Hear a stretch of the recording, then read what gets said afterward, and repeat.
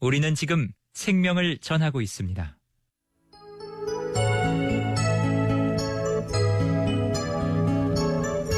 내 너를 위하여. 오늘은 광주 서구 풍암 신흥로에 위치한 주안의 교회 강동환 목사님의 말씀으로 함께합니다.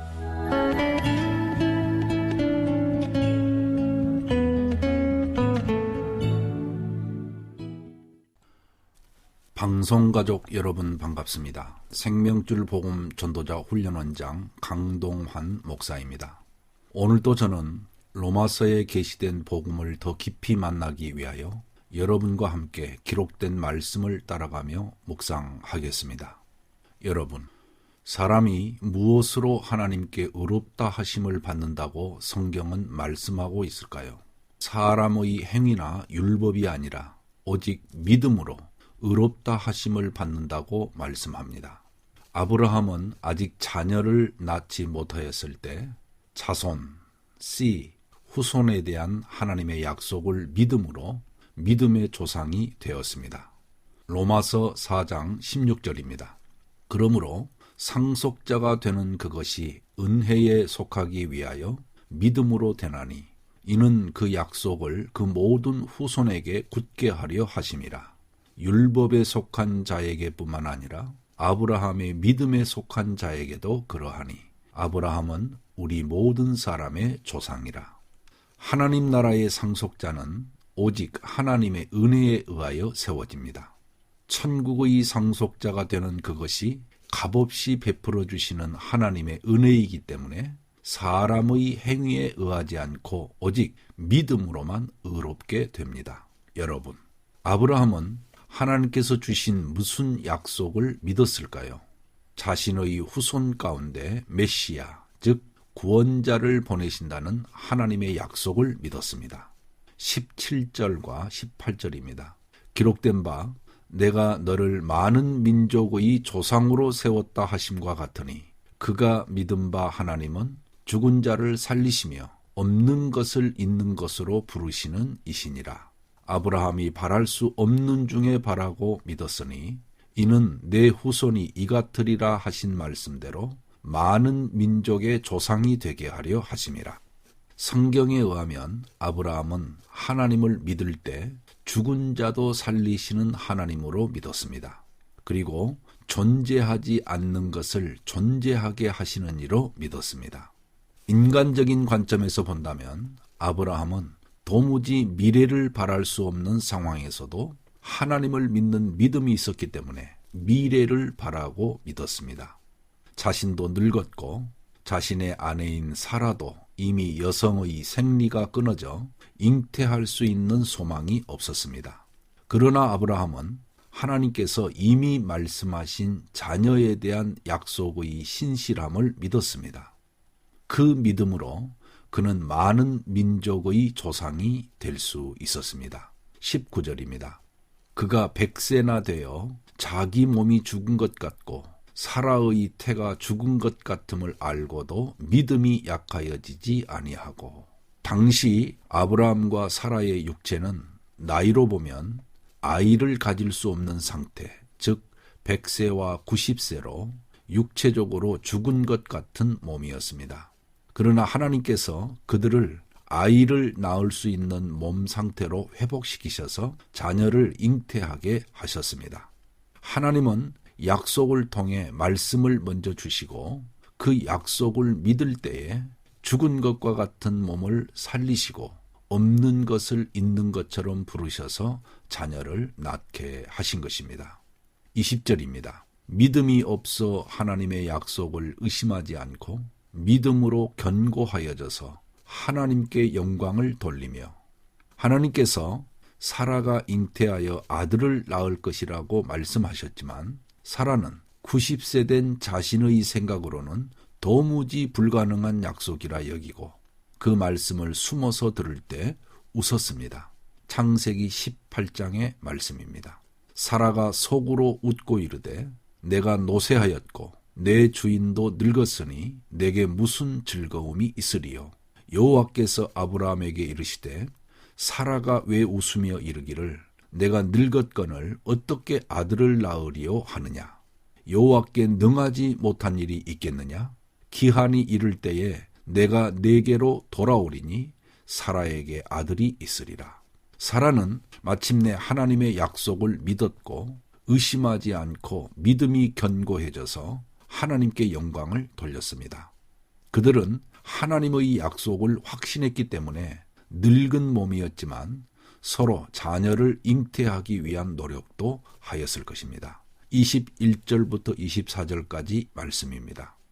약속하신 그것을 또한 능히 이루실 줄을 확신하였으니 그러므로 그것이 그에게 의로 여겨졌느니라. 그에게 의로 여겨졌다 기록된 것은 아브라함만 위한 것이 아니요 의로 여기심을 받을 우리도 위함이니 곧 예수 우리 주를 죽은 자 가운데서 살리신 이를 믿는 자니라. 사도 바울은 아브라함의 믿음을 신약 시대의 복음을 믿는 그리스도인의 믿음과 연관시킵니다. 아브라함이 하나님의 약속을 믿음으로 의로 여기심을 받은 것처럼 오늘날에는 십자가에 죽으시고 부활하신 예수 그리스도를 믿는 사람에게도 동일하게 의로 여기심을 받는다는 원리입니다. 아브라함도 장차 오실 후손을 믿는 믿음으로 의롭게 됐고 오늘 복음을 믿는 사람들도 이미 오신 후손을 믿어 의롭게 된다는 의미입니다. 예수 우리 주를 죽은 자 가운데서 살리신 이를 믿는 자가 의롭다 하심을 받는 것이 복음의 핵심입니다. 하나님께서 예수를 십자가에 죽게 하시고 부활하게 하심으로 죄인에게 복음을 선물하셨으며 그 복음을 주신 하나님을 믿는 자에게 구원을 베푸십니다. 25절입니다. 예수는 우리가 범죄한 것 때문에 내줌이 되고 또한 우리를 의롭다 하시기 위하여 살아나셨느니라. 예수님이 십자가에 자신의 몸을 내주신 것은 우리의 죄를 속죄하기 위함이었고 죽음에서 부활하신 것은 우리를 의롭다 하시기 위함이었습니다. 죄인이 죄를 용서받는 것에서 그친다면 용서받은 죄인일 뿐이지 저절로 의인이 되는 것은 아닙니다. 그렇다면 죄인이 어떻게 하나님 앞에서 의롭다 하심을 받을 수 있습니까? 십자가에 죽으시고 사망에서 부활하신 예수 그리스도를 구주와 주로 믿는 사람은 그가 믿을 때 예수 그리스도와 연합됩니다. 성경은 참된 믿음으로 거듭난 신자는 부활하신 예수 그리스도 안에 있다고 말씀합니다. 주와 합하는 자는 한 영이니라. 고린도전서 6장 17절입니다. 그렇습니다. 예수 그리스도와 믿는 사람은 연합하여 한 생명이 되었습니다. 그때 무슨 일이 일어날까요? 예수 그리스도와 연합될 때 믿는 사람의 죄는 예수님께로 전가되어 속죄되었고 예수님의 의는 믿는 사람에게 전가되어 의롭다 하심을 받았습니다. 예수 그리스도 안에서 믿는 사람의 죄와 예수 그리스도의 의가 완전하게 맞교환된 것입니다. 또한 하나님께서는 사람의 몸을 입고 오셔서 죽었다가 다시 살아나신 예수님을 만민의 심판자로 세우셨습니다. 성경은 하나님께서 예수 그리스도를 산자와 죽은 자의 재판장으로 세우셨다고 증거하고 있습니다. 무덤에서 부활하여 영원히 살아계신 심판자 예수님이 그 재판정에서 믿는 자들을 의롭다고 선언하십니다. 여러분은 만민의 심판자이신 예수님 앞에 설 준비가 되었습니까? 여러분이 예수님을 누구라고 생각하든지 결국 예수님 앞에 서서 심판을 받을 것입니다. 그때 그 자리에서 일생 동안 지은 모든 죄가 드러나 정죄를 받게 된다면 이미 때가 늦을 것입니다. 살아있을 때 자신의 죄를 대면하고 하나님의 용서를 받고 새 생명을 받아야 합니다. 그 길은 하나님께서 이 세상에 보내신 구원자 예수 그리스도를 믿는 길밖에 없습니다. 여러분이 오늘과 같은 복음을 듣고 예수 그리스도를 구주와 주님으로 믿을 때에 구원자 되신 예수 그리스도께서 십자가의 피와 부활하심으로 여러분의 죄를 사하시고 새 생명을 주실 것입니다. 내가 만일 내 입으로 예수를 주로 시인하며 또 하나님께서 그를 죽은 자 가운데서 살리신 것을 내 마음에 믿으면 구원을 받으리라.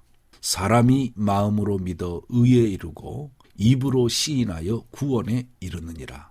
성경에 이르되 누구든지 그를 믿는 자는 부끄러움을 당하지 아니하리라 하니 유대인이나 헬라인이나 차별이 없음이라. 한 분이신 주께서 모든 사람의 주가 되사 그를 부르는 모든 사람에게 부요하시도다. 누구든지 주의 이름을 부르는 자는 구원을 받으리라. 아멘.